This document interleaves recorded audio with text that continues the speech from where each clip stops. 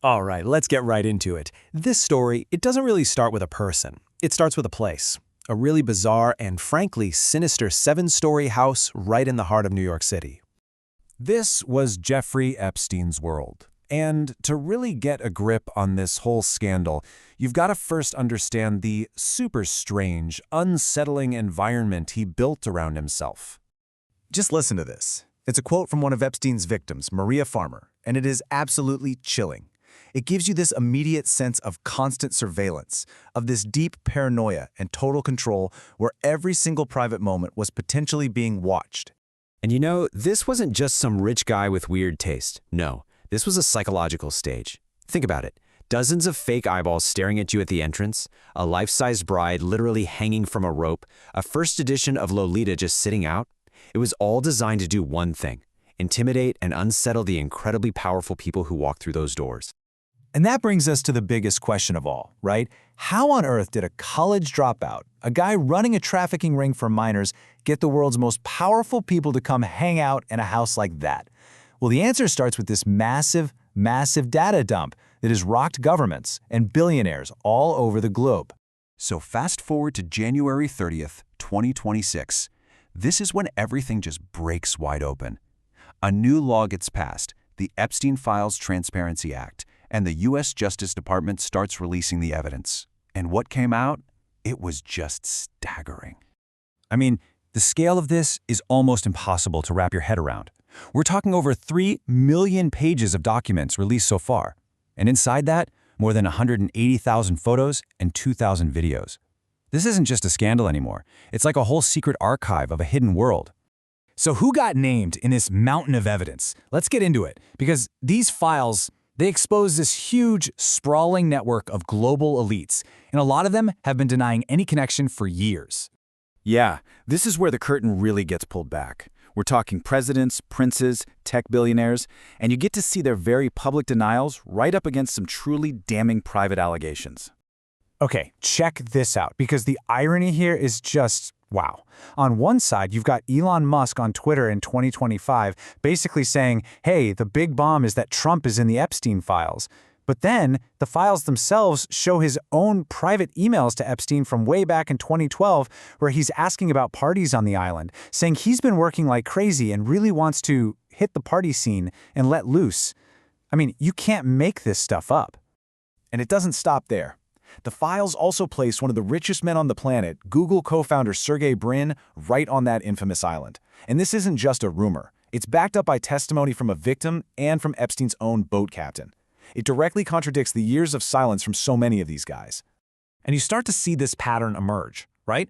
Public denial versus what's actually in the files. Take Bill Gates. Publicly, he said there was no business relationship or friendship. But the files?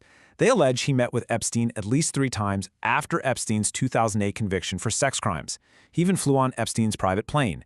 It's a completely different story. And of course, we all know the scandal hit the British royal family hard.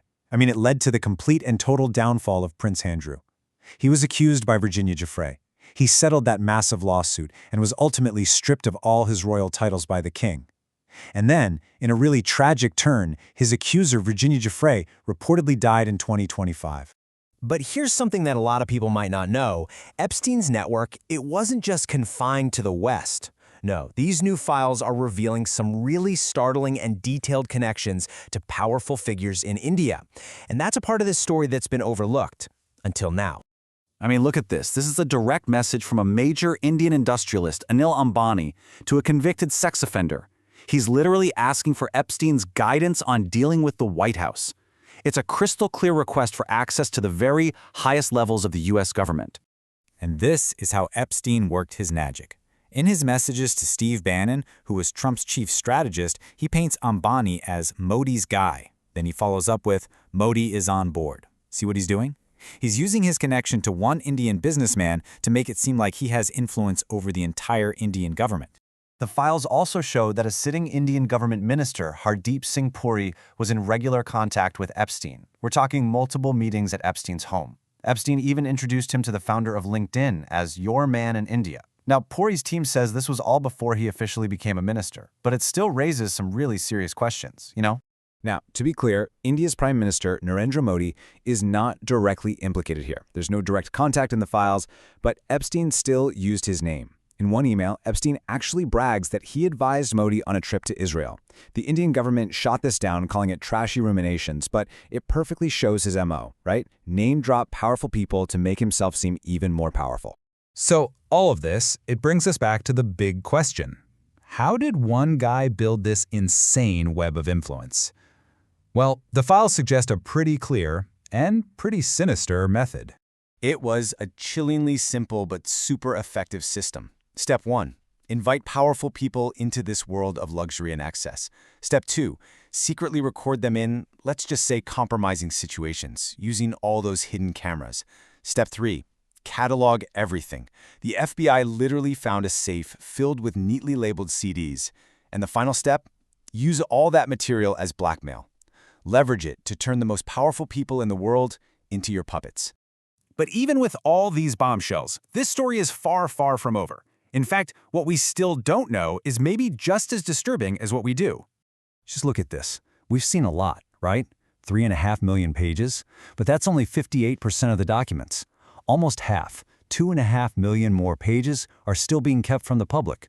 So you have to ask yourself, what other names and what other crimes are buried in all the pages we still haven't seen? And then there's this really disturbing pattern of mysterious deaths. First, Epstein himself in 2019. Official cause, suicide. Then his associate Jean-Luc Brunel in 2022, also a suicide. And then in 2025, Prince Andrew's accuser, Virginia Giuffre. A lot of key figures who can't testify anymore. And maybe this is the most shocking fact of all. In this global scandal that involves hundreds, maybe thousands of powerful people, only one person has actually been jailed. Ghislaine Maxwell. That's it. This vast network of enablers and participants, they're all still out there, largely untouched. And that leaves us with this final, haunting question that just hangs over everything. His official cause of death was suicide.